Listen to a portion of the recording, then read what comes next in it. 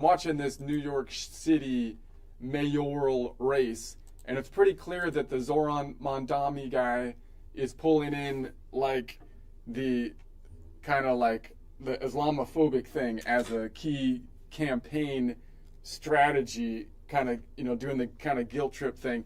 And I don't know. I've been thinking. I don't. It kind of bothers me with this idea of the Islamophobia for a couple different reasons, and this is just the gist of my rant here, and that is that it kind of the term Islamophobia kind of insinuates like the power of affirmative action, which really draws its power because there was actual inequality under both the written as well as the execution of the law, which is why strategies were built around it that were to kind of combat that, and it had so much cultural momentum. So when you use it, so the term Islamophobia kind of sounds like it's a racial term that is combating like actual like racism in both the text and the execution of the law. That's what it seems to insinuate to me from a kind of like a cultural standpoint. But that doesn't seem to really work because the Islam is a religion, and it's not a actual racial. There's nothing racial in theory about it. Correct me if I'm wrong.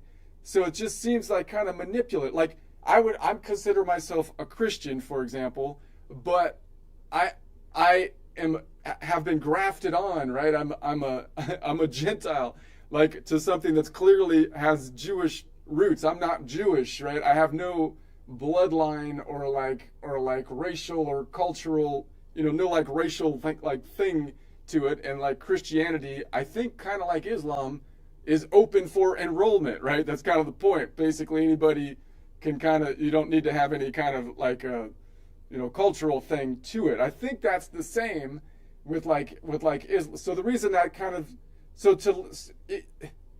it seems kind of weird to me that you would use like a term that seems to kind of be hearkening back to like racial inequality in the law to something that's religious, inequality, particularly in America where they kind of separate church. We're very careful to separate church and state, particularly in like New York, which is all secular, right?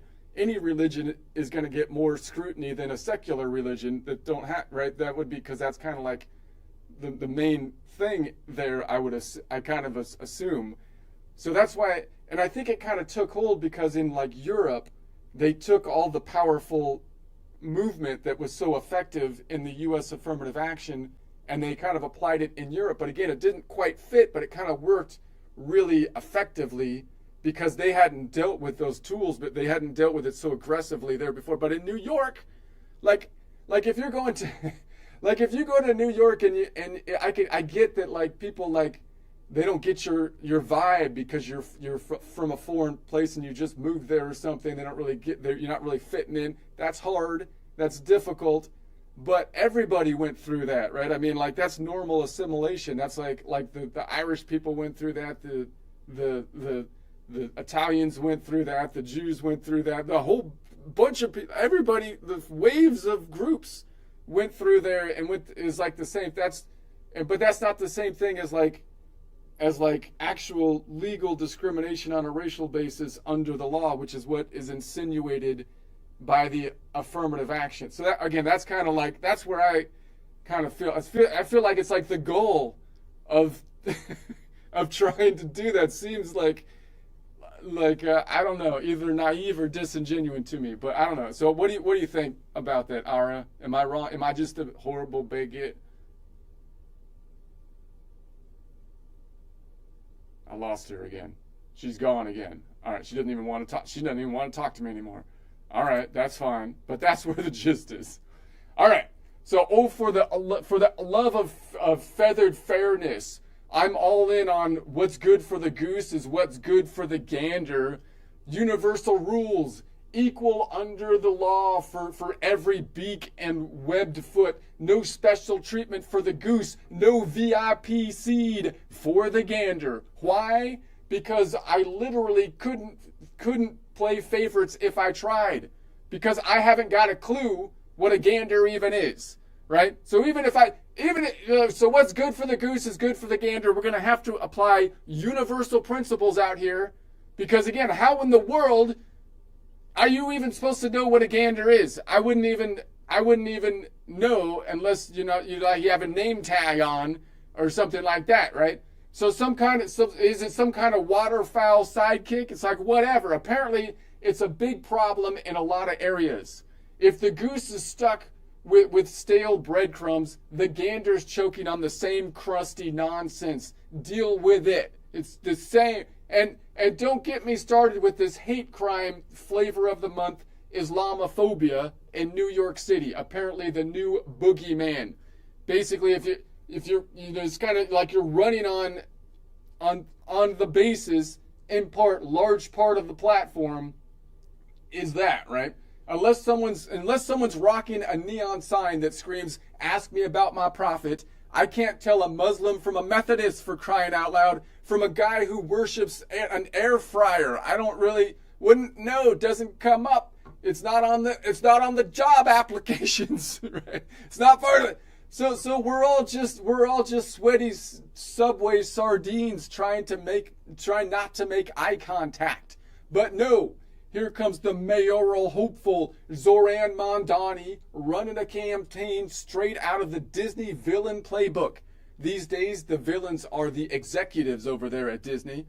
Call the customer. What they do, the strategy, as we've seen time and time again, they're going to call the customers bigots until they watch your slop in the theater. Don't try to get away with just Disney Plus on that or Netflix. You got to be in the theater, or you're going to be fearing the mob. The mob come after you.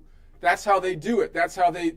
So it's like, don't vote for me, says Zoran's campaign, and then Islamophobe. Right? That's the strategy. It's the same Disney strategy. It's the same like Marvel strategy. It's the same like Star Wars. It's the same thing on many of the Netflix, and it's been working for.